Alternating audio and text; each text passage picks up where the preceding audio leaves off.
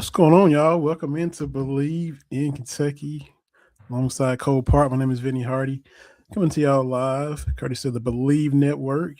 Subscribe to our Believe in Kentucky podcast on YouTube, wherever you get your podcasts, Apple Podcasts, Spotify, Stitcher. Go to Believe.com.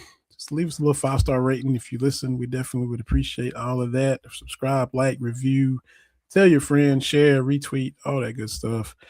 We're coming here on a Monday. We were talking last episode, Cole, about the myriad of outcomes that could happen in Gainesville, and I think Yeah, Vinny, if I turnovers, rec man. if I recall, I think I said the only thing that would shock me is if they lose close, and I will, pardon my French, I'll be darned if that's not exactly what they went out and did. That's the one thing, Vinny, the one thing I said probably wouldn't happen, and that's what happened. They tried to kind of get ran at times, but then they would fight back. Uh, and then they would be down 7, and Florida would spurt back to 15. Just turnovers in the first half. That was fueling Florida's lead for a good portion of the game, though. And Florida was getting points off of Kentucky's turnovers, which is the worst thing possible. Yeah, I mean, Kentucky put itself in a hole early with 9 turnovers in the first 10 minutes, I want to say, something like that. Um, and then, like you said, they kind of fought back and went back and forth, but in a game they never led, when you look at it, it really does come down to those first 10 minutes. 9 turnovers in 10 minutes. That's what really sank them, getting in that hole early that they were in. They got down by 15, and then at one point they got back within 2 points. It was a 2-point game early in the second half there, Vinny, and then they allowed that was a 7-0 scoring run to start the second half, which allowed for it to become a 2-point game. They immediately allowed a 6-0 run, and I wrote it down right there. I said, they're not winning. They're not going to do it. And I was right, unfortunately. Again, I tend to be about some of these things, but something about my sixth sense for Kentucky outcomes. Against Tennessee, I said it. It didn't matter what they were down against Tennessee. I said they're going to win this game. In Florida, I said it's not going to happen. I recall I was riding with my girlfriend to the stadium because she was dropping me off at the stadium. We went down there together for Valentine's Day, and she dropped me off there because my truck is officially totaled after the Vanderbilt thing. So we're still working on getting the check, getting the new vehicle sorted out. But so she dropped me off, and as we were going there, we were sitting there riding in the car, and I said, we were talking about something random, and I just turned to her and I said, I don't think they're going to win this game tonight. I just don't. Something about the matchup, something about the players, something about all of it. I have that feeling they're not going to win. And then I gave them a chance at the start of the second half. I said they could do their little comeback magic thing they like to do in the second half, but as soon as they allowed that second run that made it go from a 2-point game right back up to nearly a double-digit game, I said that's it. I was right. It's done. They're not going to win. They can make it respectable, and they did, but they weren't going to win that game, and that's really what it came down to. Also, would be Kentucky going to a zone defense for a lot of the game, taking a Florida team that's not very good at shooting the threes and letting them shoot the lights out on you to start the game. Xavier Lee, who started the season, I mean, let's keep it honest. Xavier Lee started the season pretty poor, not really making a great transition from the Ivy League level at Princeton all the way up to Florida, but he figured it out, and I don't think he missed a shot for the entire first half against Kentucky. I believe he was perfect from the field. Obviously, he cooled down significantly in the second half as they kind of switched some matchup things here and there. But all in all, just a really, really tough game there. Florida got off hard. Xavier Lee got off hard. Thomas Howell played really, really well in the first half before they could make some defensive adjustments. And it would be Kentucky to take a team that's not very good at shooting the three and make them a lethal shooting team against you. I think Urban Klavzar, Slovenian guy, absolutely torched him. It was tough to see, but it is what it is. Yeah, they gave him some clean looks that you knew. I mean, you knew as soon as he caught it, they were probably going in. He had a tough little mid-range step back, which you got to tip your hat on that. But the catch and shoot for him is a no-no, and Yelovich was late getting to him in the corner, and I mean, you just knew that was cash money when that was going in. But yeah, with them having the bigs, I mean, just the waves of bigs, they already had an advantage there. And they would have had a slight advantage even if JQ was healthy and Cam. They still would have you would have given the edge to them if you're previewing. Yeah. Give I them don't the I don't edge think there's not a there. lot of teams in the country that can match Florida's size, period. Straight Yeah, up. yeah. And then, like you said, then their inside outside is popping like that on their home court. That's just too much to overcome, and you Well, can't win if you never lead. So you know. yeah, you take into account a lot of people don't know this, but you have to score more than the opponent to win games, Vinny. uh, but on top of your point too, they have that immense size. They're very tough to play in that regard. But Kentucky certainly didn't do itself a ton of favors either with that either, did they, Vinny? Because Brandon Garrison fouled out of this game, no buckets, no points, 3 rebounds.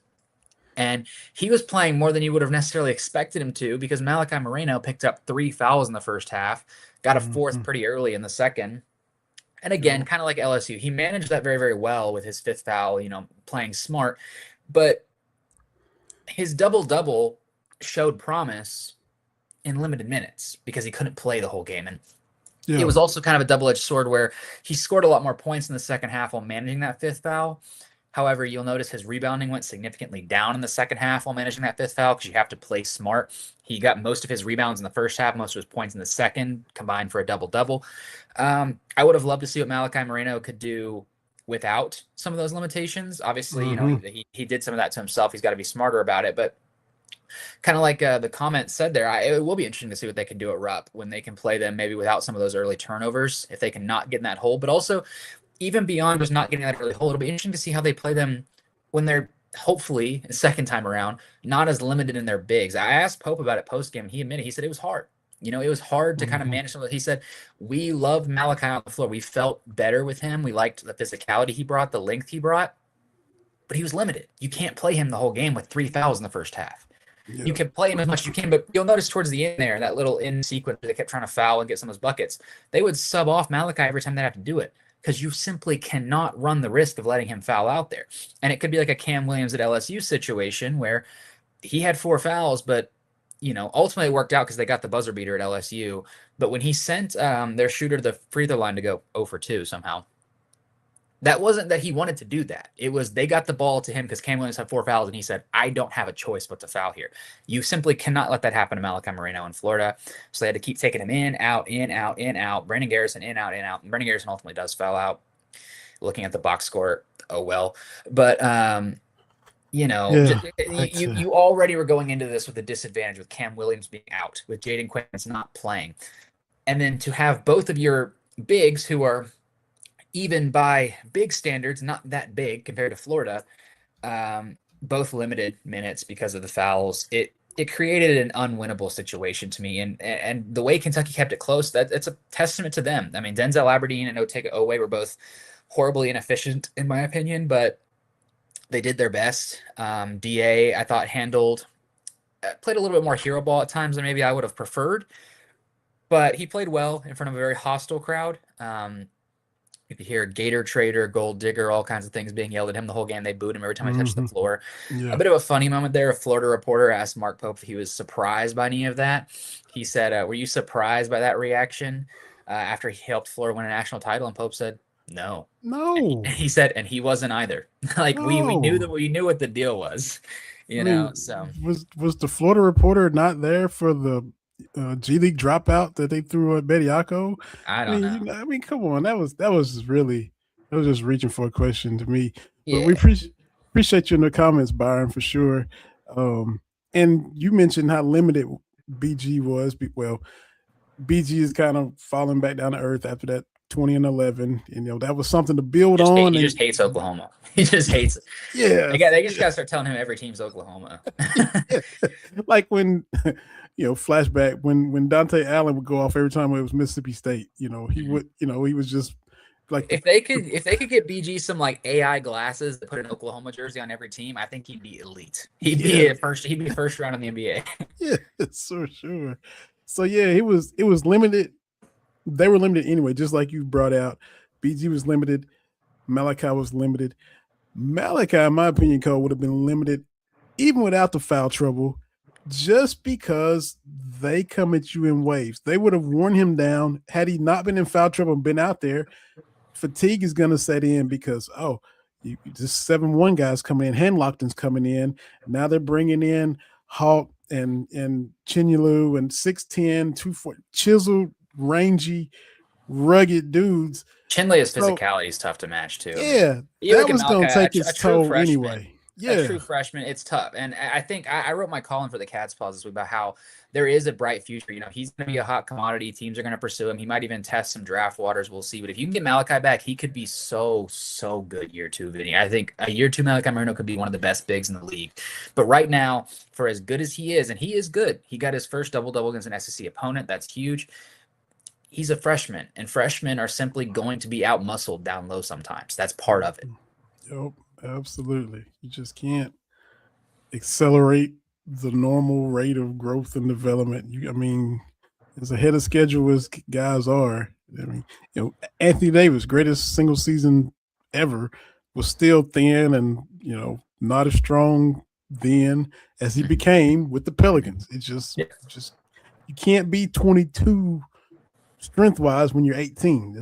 You just natural growth is going to factor in. Just is. Yeah, especially in this age of sports where there's these super seniors, and it's tough. Yeah, picture JQ in 4 years, as freaky as he is and strong as he is. I mean, we saw him before the injury.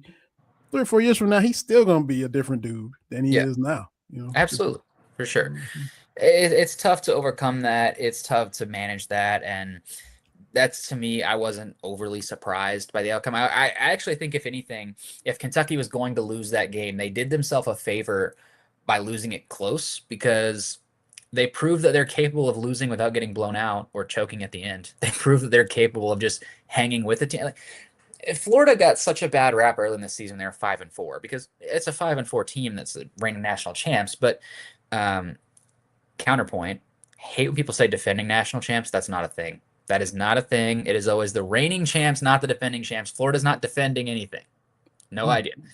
It's not how the title works. Now, here's what I hate. We're on pet peeves. I hate when 2 years from now, let's see, 2 years from now, that Florida plays Houston, they'll say it's a rematch of the 2023 national championship. No, it's not. These teams are totally different. Yeah. It is. That bugs me too. It's 10 the only years time that's ago. applicable is if it's like the first game of the next season, and even then there's still differences. Yeah, but I'm with you, man. So we just air some grievances and guys. I hate when people say they're the defending champs, because they're not. They're not defending. It's not like in boxing, they're defending champs because they're the champ until they lose. That is not how it works in this sport. They could not make the tournament, and that does not affect anyone else winning a title.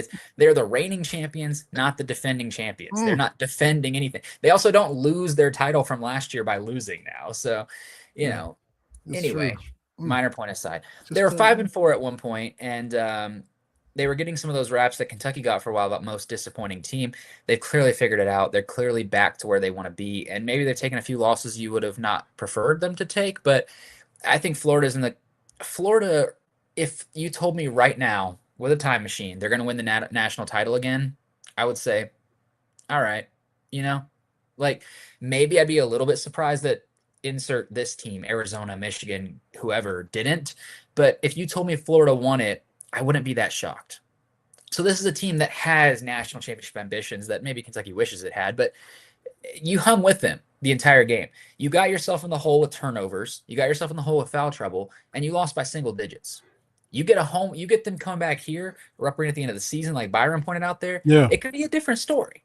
Mm-hmm. So to me, the benefit is that Kentucky played one game this week against a legitimate national title contender who've been killing everybody. At least a Final Four contender, destroying people. Some phenomenal wins, and they looked the part. And when you look earlier in the season against Gonzaga, when you look earlier this season against Alabama, when you look at Vanderbilt, did they look the part there? No. They looked like they were a complete separate tier from these teams. They looked like they didn't belong in the same gym as Gonzaga, in the same gym as Vanderbilt, in the same gym as Alabama.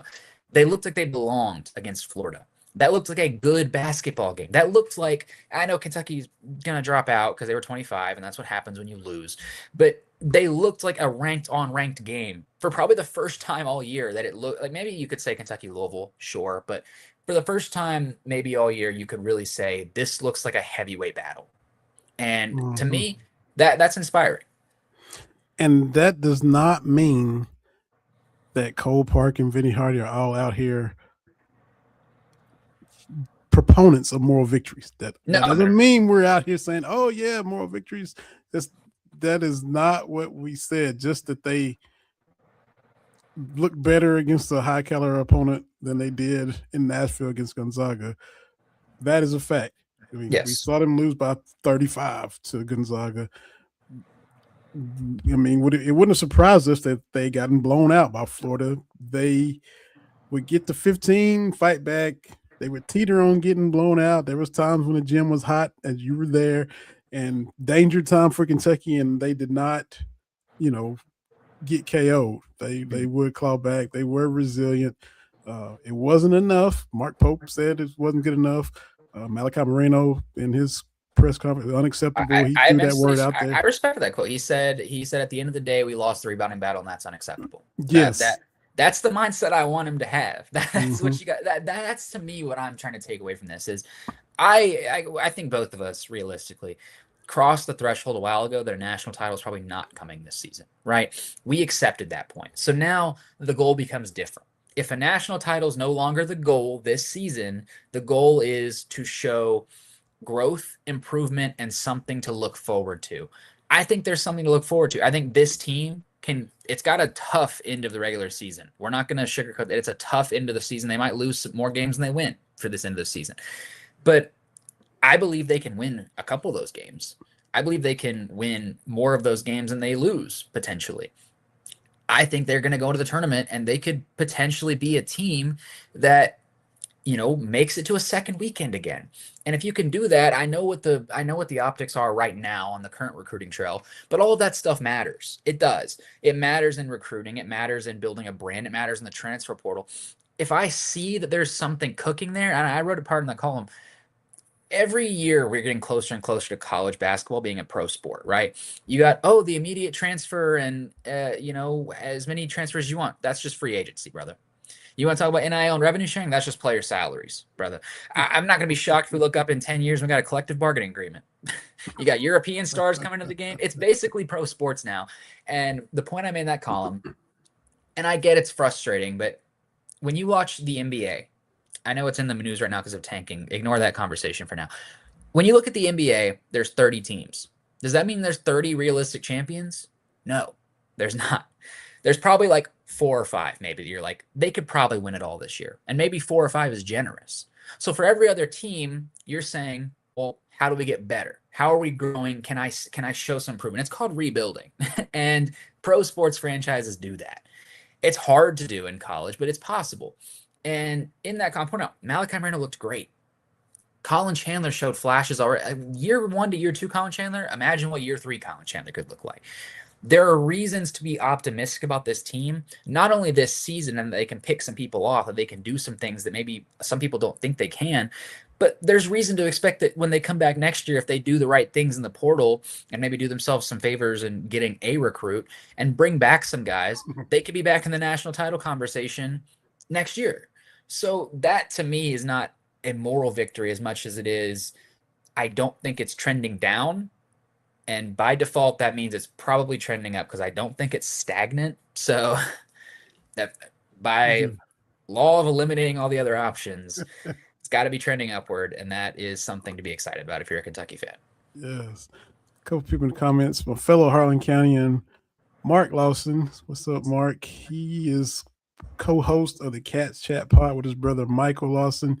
They just had Tony Delk on there the other day. Mark is also the play-by-play voice for my Harlan County Black Bears and does a great job calling their games. Darlene Jarvis, originally from Clay County, is in Lexington now. Her salon is called Fade Away. So if you're in Lexington, you need a cut, you need to get your hair done, go in there and see Darlene. She says very hard to be in a game. We aren't allowed to play defense.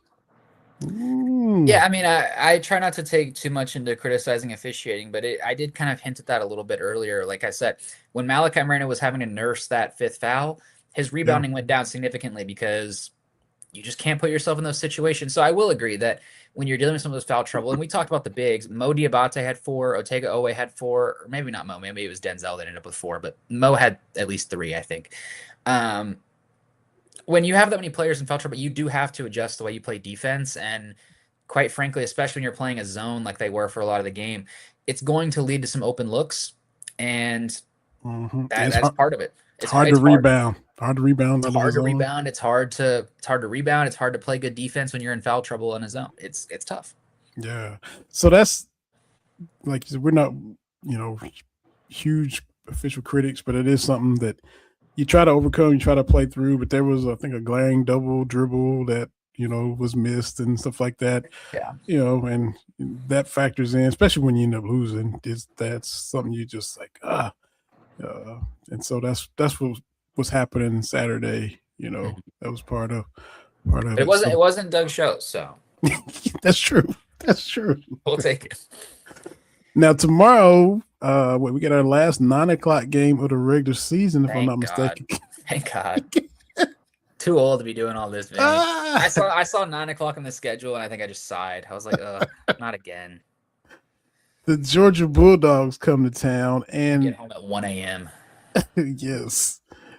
My thinking, you cannot, you mentioned how tough it is, the back end of the schedule. A lot of teams are doing that. I think even in other conferences, you get past the Super Bowl and the college football playoff, and you got more marquee games on the back end. Kind of like the NFL, you play teams in your division, and they end up being meaningful, unless you're the Patriots and you win the AFC East by, landslide.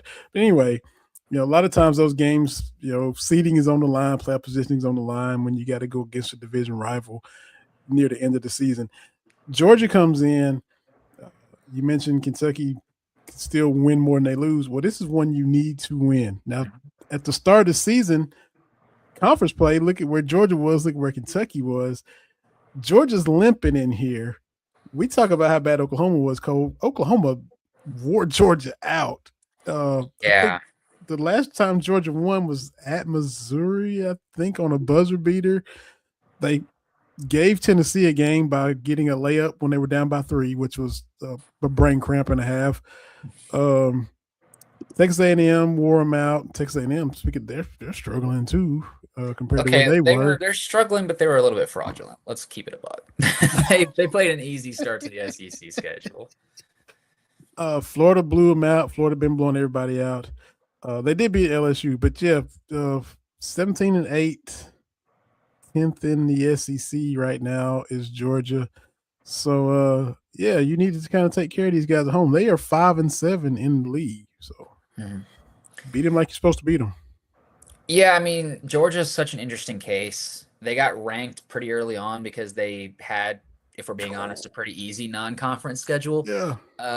They did lose against Clemson in overtime, but you're maybe willing to overlook that a little bit. Obviously, Cincinnati and Florida State are not very good. Xavier's kind of fallen off. Georgia Tech's not very good. So there's not a ton to be really inspired about looking at this non-con, but they start off the conference schedule with an overtime win over Auburn, who it's weirdly comfortable for what their record is, Vinny. Am I crazy for that? They're everyone's like acting like they're just surefire tournament team. They're Auburn? Like, yeah, they've lost 11 games already. That's what I'm saying. Why is everyone so comfortable with Auburn? Like, what are we doing here? They're not. Anyway, they do have a win over Arkansas by 14, I believe, but not a ton to look forward to after that. They've dropped out of the rankings. They've lost 5 of their last 6 with the 1 win over LSU, like you mentioned. And when you look at like KenPom projections, for example, KenPom projects Kentucky to win 3 more games this year.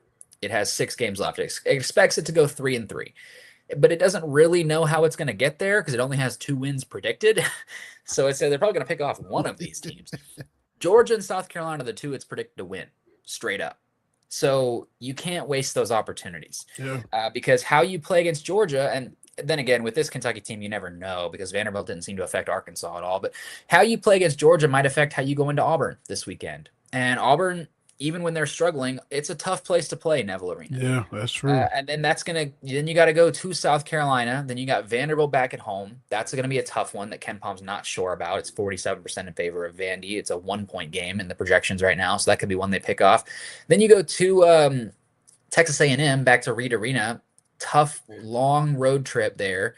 They could win that one. A&M, like you said, is kind of spiraling a little bit. Buckyball is in its first year after Buzz Williams went and took the Maryland job and is doing horrendously over there. But nonetheless, that's one that you want to hope to pick off, but it's a true road game. It's tough. And then you end and then you end the regular season with Florida back at home. So there's a lot of opportunities to theoretically, like, if you told me they won out, would I be stunned? No. But that's tough. And they're probably going to take some losses there. And it all starts with how you respond to this Georgia game, because Georgia, for as much as they're spiraling, is still a tournament team right now. They're still a good basketball team, and they're still capable of beating these teams. So you got to take care of business there. And then you got to go down to Auburn. You got to take care of business there. If I'm not mistaken, didn't Santos Surreal cause them problems last year in Athens too? I mean, this is a team. This is a team you lost to on the road last year, just like Ole Miss, and now you try to get them back at home this year. But he's another big. Same with Texas. They did that with Texas too. Yeah, big freakish physical guy, strong, Chinyelu, athletic, explosive type dude. So, you got to find a way to slow him down, and then, as we've heard all year long, guard the 3-point line. Don't let guys that aren't shooters look like shooters. It's interesting that in a 2-game stretch, Kentucky's facing Florida and Georgia. So in a 2-game stretch, Kentucky plays Florida once and plays both of the last 2 previous Florida basketball coaches. Yeah, which was still so weird when Mike White went from Florida to Georgia. Florida to go to Georgia. Yeah. He was probably on the hot seat of Florida anyway, but they just went ahead and made that move to get out of there. Shaka Smart style, Buzz Williams style. Works out better for some guys than others.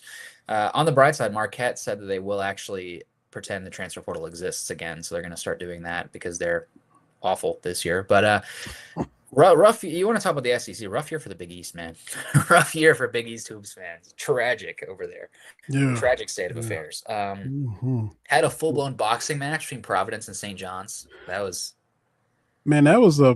like a Kurt Rambis foul that he did. I mean, that was old school 80s Lakers Celtics stuff, man. But, shout out former Wildcat Bryce Hopkins. And then you start to fight and all that, and whatever kind of haircut you got, whatever that is back there, and then y'all lose the game on your home floor. Then you end up losing. So I mean, just what are we doing, Friars? What are we doing? Hilarious sport that we cover, man. Oh, and then speaking of I don't know your thoughts, but if you want to talk about Kentucky history, Bryce Hopkins, and Bryce Hopkins was at Providence. He lost to Kentucky in the tournament before Kentucky lost in the second round to Jerome Tang's Kansas State Wildcats. Vinny, how's that going? How's that going for Jerome Tang's Wildcats? Yeah, man, he was the hottest coach alive after that game, and now got a fat contract for it too. Yeah. Wow. And what they're trying to fire him for cause. What is he? Yeah, so that's such an interesting. So the scene, I believe, Kansas State has won like one Big 12 game this year.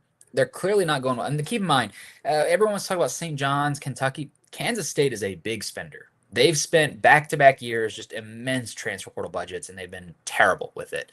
They had a Ugana Onion, so if you want to keep the Kentucky mention. Yes. He's at Virginia now, but they had him last year.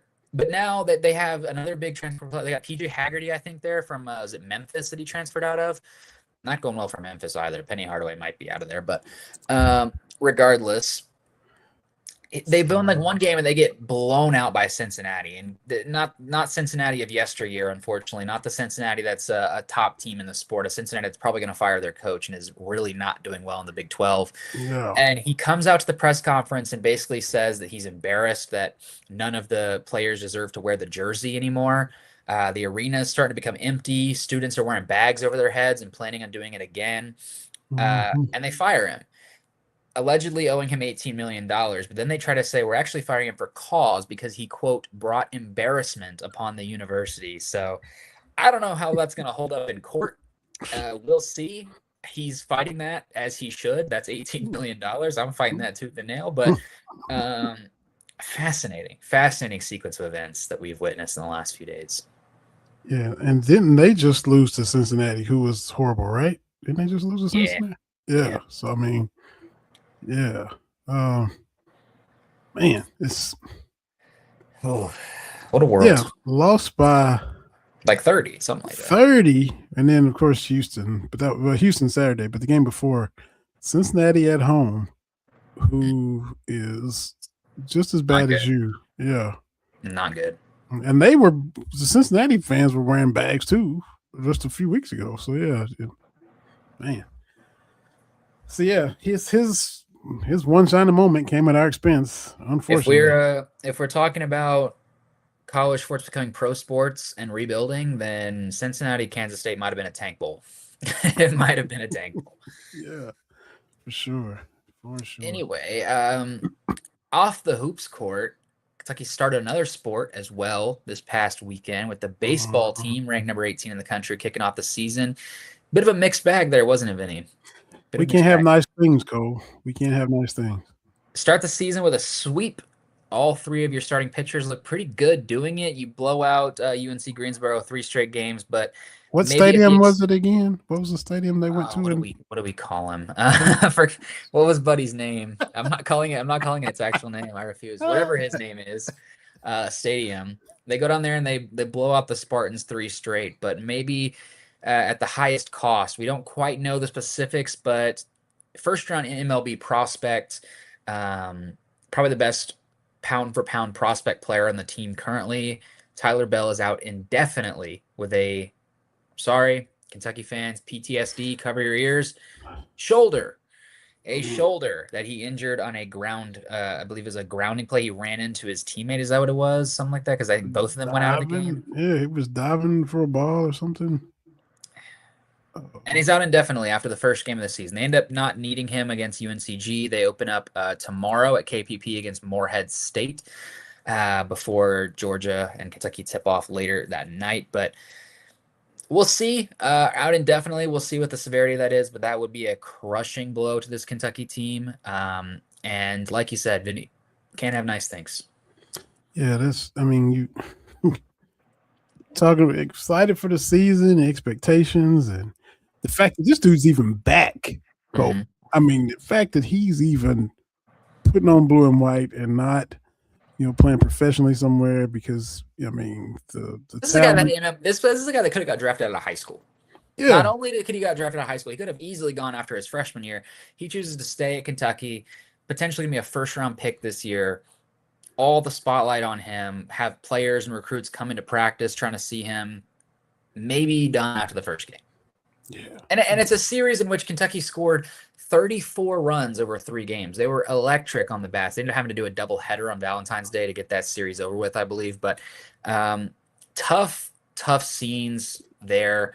And there were some more tough scenes, unfortunately, if we're just going down the list. Softball had the Stanford Invitational.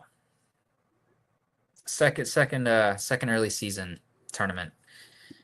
We ended the first one optimistically, right? They dropped a disappointing game against San Diego State, but they went 4-1 with 2 wins over Loyola Chicago, 1 over Miami, Ohio, and 1 over Minnesota. 5-inning run rule, 8-0. They murder UC Santa Barbara in a standalone game. But then they go to Stanford for the Invitational. Drop game 1 against CSU Fullerton. And then you're feeling good because they bounce back by beating the host team, number 13 Stanford. Yes. 11-7. And then how do they follow that up? They lose 7-1 against Stanford again, and then they face number 15 Oregon and get run ruled 9-0 in 5 innings. Just not great. Yeah, and the SEC gauntlet is going to be what it always is, and yeah, you want to load up and have good showings in your non-conference, and yeah, you said a bad scene. That's a good way to describe it, Cole. On the bright side, the women went 2-0, two blowouts. So women's basketball, they did that. Mm-hmm. Almost let it get a little bit ugly against Ole Miss. Ended up securing the blowout anyway. Murdered A&M. It did what they needed to do. So Yeah, at least one yeah, sport won games this week. that's it. Ole Miss is a team again. The men and women both lost pretty dramatically, well, convincingly down in Oxford last year. So to put it on them uh, and kind of get a little revenge was nice because they got a good squad. I mean, what Coach Joe down there has turned the program around. They're a solid team. They're ranked. They've been through some drama with the ice storms, and they were on the road a lot more than they needed to be, and had to play Vanderbilt in Birmingham, and had a whole lot of drama. But to get them back on your home court, and then, like you said, got a little dicey, and then you still win going away, big time win, and it goes into what we're talking about. And even Coach Brooks said it in one of his pressers, I think after A&M. I don't like where we are, but I like where we kind of can be. Mm-hmm. All that, like we're saying, they get to where they want to be. They can still be that team, even though they had some turbulence in the middle. They can be kind of landing under the radar and real scary. That'll be a tough out if they get to where they're capable of with Key Yeah. and Tony Morgan is coming in. Georgia Amore got huge shoes to fill. Tony Morgan just broke her single season assist record. Um, and Georgia just broke the 40-year-old record from Patty Jo Hedges, who I was like 3 years old. She had, I think, 203 assists. Georgia breaks that. Tony comes and breaks that. Um, it's gonna be, you wish she had another year here, but with Kenny Brooks kind of that point guard whisperer type deal with his point guards, but uh, Amelia Hassett was hitting. So yeah, they're kind of rounding into form. Just stay healthy and keep rolling, and Yeah, I it's think it looking was. good. I want to say it was Talia Goodman who said it. Kentucky's kind of got, because of some of the damage they took without Key, they've kind of got the resume of like a 5 seed or something like that. But they're playing like a team that should no doubt be hosting the first two rounds of the tournament. I mean, they're primed to make a run. You have to imagine. I honestly think both Kentucky teams on the basketball court could be capable of being that kind of team that they might seed lower than they actually are capable of playing, but nobody really wants to match up with them come March. That's true. I have more confidence in the women doing that than the Me as men. well. Me as well. Uh, But if I'd love to see the men do that, and maybe it's in there. Uh, so anything is possible. They could have fell apart months ago if we're being honest, yeah, and they, they're still plugging along. So there's something to be said for that. absolutely. I'll be fascinated to see how both of those seasons end up wrapping out and what the postseason ends up looking like for both of them. Yeah, yeah. So we are what, February the 16th, Cole. So it is not that far away. You get one last 9 o'clock game, then an 8:30 game at Auburn, and then your nights get a little earlier on the beat for the Cats Paws, and then it'll be postseason time, and see how long you're in Nashville. We haven't had extended stays there in a while. It'd be nice to change that, and then go make that run in the tournament. Go be that team that nobody wants to see.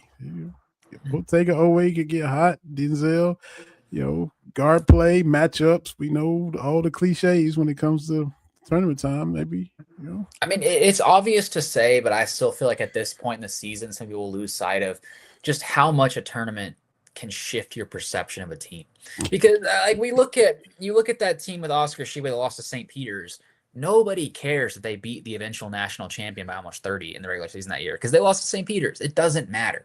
On the flip side, if yeah, you can go on a run, Kevin Keats saved his job an extra year by going to the Final Four when he should have been fired for how bad they were in the regular season. They ended up firing him a year later, but he saved his job. Like, it can completely turn around the way you perceive a season, the kind of run you go on in the tournament. So if this team is able to pull off some magic in the tournament, go to the second weekend, God forbid, sneak their way into a Final Four, I don't think that they're a national championship contender.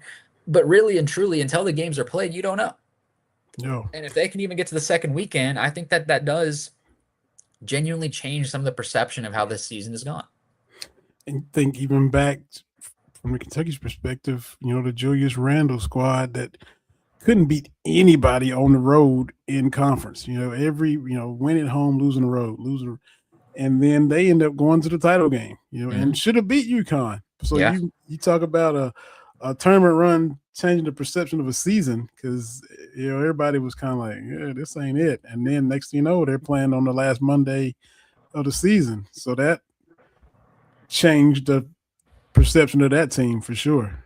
The team that won a national title in 2012 on the way to winning a national title had to avenge a regular season loss to do it.